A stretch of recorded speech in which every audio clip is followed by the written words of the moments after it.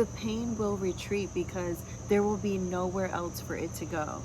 I'm talking about how to begin healing.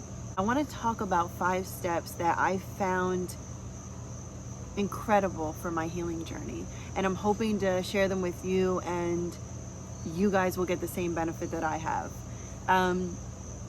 To be revived, because that's what this is about, to be revived, to have a rebirth, to really live life happy. The first thing is acknowledging that your happiness and or emotional state needs help. It's not where it needs to be. And there's nothing wrong with that. People feel so much guilt or this kind of in denial aspect about saying, hey, I'm really not that happy and I don't really know why yet. I'm not happy. And especially for mothers, I find this so common that we as mothers, when we recognize that we're not really happy or something's missing or we're just not where we would like to be, like we don't feel like life's great, we feel a tremendous amount of guilt because we feel like, well, shouldn't my kids be enough? You know, shouldn't they be enough for me to be happy? And I wish it was that easy, but it's not. You know, there's a lot of work that has to go into being happy and to healing. So it's about acknowledging that there's an issue in the first place and getting ready to battle it, getting ready to face it, take off the rose-tinted sunglasses and acknowledge something's not right. It's about committing 1000% to you and making yourself the number one priority to get to the best version of yourself. So that's the first thing, is acknowledging. The second thing to do is to find an awesome therapist. If you guys been following me for a while, you know that I am a big fan of therapy. I try to be very vocal about it. There's a lot of stigma about needing a therapist, as if you can't figure out life on your own, or you're that bad or you're that damaged. No, I don't want to get that bad or that damaged, so I seeked therapy. I seeked a professional. And even if you are at rock bottom, you can go nowhere but up with a good therapist. So after you acknowledge there's issues, get yourself to a therapy. And for me, therapy wasn't enough to satisfy my to like make me feel like I'm working hard enough. So what I did on top of that is I always, and continue to do even after therapy is over, is read self-help books.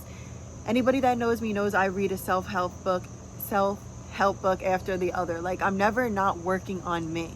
And there are times where I need to take a break from reading self-help books and just all that intensity, because you learn a lot about yourself and some of it's not pleasant, and or you rethink about past triggers and it's not pleasant. So when I'm not doing that, I'm thinking of other ways. So if I'm not reading a book, then I'm thinking of another way of healing myself, whether it be starting yoga or doing this new workout or whatever it is, but I'm constantly working towards growth. So number 2 would be getting a bomb therapist and staying in it and not running. I can tell you about myself is my last therapist was definitely not my first, but she was my longest. Before her, I would feel feelings of just, there was a void. I wasn't really that happy, or just in my life for a long time, since like young. And I would go to therapy and I would always run. I would never stay because I wasn't ready to acknowledge and face what was going on. And that's okay, it just wasn't my time. But I'm so proud that I actually committed and stayed and pushed through this last time, because I broke through so many things and have healed so much. It's unbelievable. So find a therapist and stay there. Make sure they're good and stay. Okay, number 3, the third thing to starting your healing journey, super important. A lot of us know our standards and values in the back of our head. Like we have these things that we feel are non-negotiables very early on in life, but they kind of stay in the back burner of our mind because we don't constantly know them. So what I suggest is getting out a piece of paper and writing down your values and standards. 1, 2, 3, 4, number them. Okay, so for example, religion, if that's one for you. For me, that's my number 1 value, is my relationship with God. 2 could be financials. how you work with your finances. 3 is relationships, fidelity. Do you want monogamy? Are you into something different? But just knowing your standards. Respect. Obviously, some values that everyone should have and standards and boundaries that everyone should have is not putting up with, obviously, physical abuse. Cheating, I hope that no one would want to put up with that. So for me, those are all like strict non-negotiables. So when I write them and I have them down so clearly, I know exactly where I'm not going to bargain. And once you know what your standards and values are, hold grip on those things and don't let it go. Don't ever negotiate your core values, because in the long run, you will not be happy. You'll become resentful, and you will go into a depression or just avoidant in life, and it just won't be the best version of yourself. So know your standards and values and don't budge. There's degrees of this, of course. You're not just going to go cutting people off. So for example, just to go back to the abuse thing, for me, there should never be a second chance of, if someone put their hands on me, if a man put their hands on me, there's no coming back from that. Same with cheating. I feel like those are the 2 things, if a man does once, he'll just do again. But on a lesser degree, none of us are perfect, so you just can't go cutting people off, right? For example, if you're in a heated argument with your best friend and she might curse at you, or your partner may curse at you, or something like that. To me, that's of a lesser degree if it happened one time, where I can say, for example, if it was my partner, if I can clearly say to him, look, I don't like the way you just spoke to me. I don't appreciate that. I don't speak to you like that. Then you kind of give them a warning shot. So there are varying degrees where you can give people a warning shot. I don't accept you speaking to me like that. Please don't let it happen again. And you'll see people begin to change for you. I feel like you have to teach people how to treat you. Like, that saying is so true, because there are so many people with low self-esteem and low standards and no boundaries that people become used to and accustomed to just walking all over people. And then when they get to somebody that's healed and whole, it doesn't fly.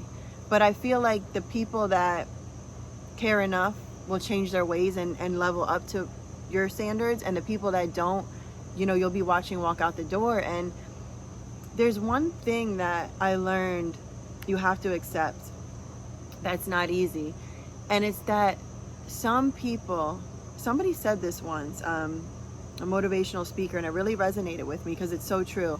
They said, some people will only stay in your life if you allow them to disrespect you. And it just really resonated with me because it's so true. Some people are not willing to change for you. Some people are not willing to respect you as you want and you deserve. And that's okay to let them go, because I think that has nothing to do with you and everything to do with their internal struggles. And I'm a firm believer in hurt people. But I'm also a believer in hurt people allow people to hurt them, which will hurt them more. It's a vicious cycle. So it goes back to the number 1 thing of really acknowledging that you're not happy. 2, getting into therapy. 3, knowing your standards. Okay? So this is all part of healing. Number 4 on the journey to healing. I think this is my favorite one. Kindness. Be kind to others. Pay things forward. I would like to believe that everyone who enters my life, whether it's for eternity or for a season, I will leave them better than I found them. And I want everyone that comes into my life to leave me better than they found me. I feel like it's so important to be kind to people, because so many people are walking around suffering in silence. So many people are damaged from childhood traumas that they didn't have anything to do with and have no control over. Or things happen later on in life and they never really processed it. They never really accepted that they had to go through that. And a lot of people are really suffering. And there's this thing about revenge. I don't do revenge.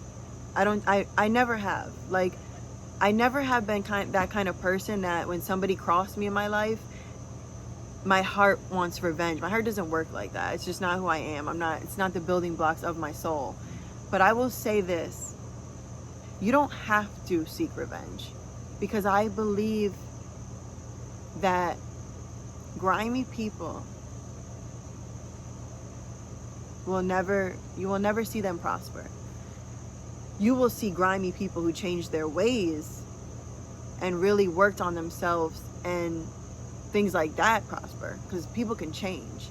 But you'll never see grimy people who stay grimy prosper. It might look like, you know, maybe they got all this money, or they got the cars and the house, or they're in this Instagram lovey-dovey relationship, when you know behind the scenes, grimy people will never prosper. And I don't get satisfaction out of that, but that's just the way it is.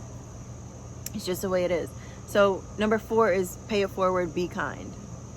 My 5th and final tip for this video for your journey to healing is forgiveness. People will hurt you in your life, and more times than not, you don't even receive the apology that you deserved. It's just how it is. And you have to learn how to forgive people without getting an apology. And don't ever chase an apology. Don't ever ask somebody to apologize to you. Don't ever beg somebody to do what they should do and apologize if they crossed you. I feel like just don't do that. That's to me is self-disrespect. That's self-unlove. So don't ever beg for an apology. But what you can do, and this goes for the apology, to forgive for apologies you never gotten, to forgive half-ass apologies that you know are insincere, and to forgive the closest people in your life that let you down. Like, for example, if you had a parent fail you in childhood, say they weren't around or weren't emotionally available or were working all the time, some way neglected you or abandoned you in some sense. It's not easy to sit down and look your parent in the eye that you love and say, hey, you know, you dropped the ball when I was younger, and I'm here as an adult, and I'm left to pick up the pieces of your disappointment. It's not easy to say these things, and sometimes we can't. Sometimes we can't. And sometimes it's just not a good look anyways. It's not worth it. You know, some people never see the bad ways about themselves. So, okay, so how to forgive in these two cases? For me, it's I don't know the exact name for it. I just call it letter burning. What I have done, and I suggest to people, is to write a letter to them. Tell them exactly how you feel, the blunt, harsh truth.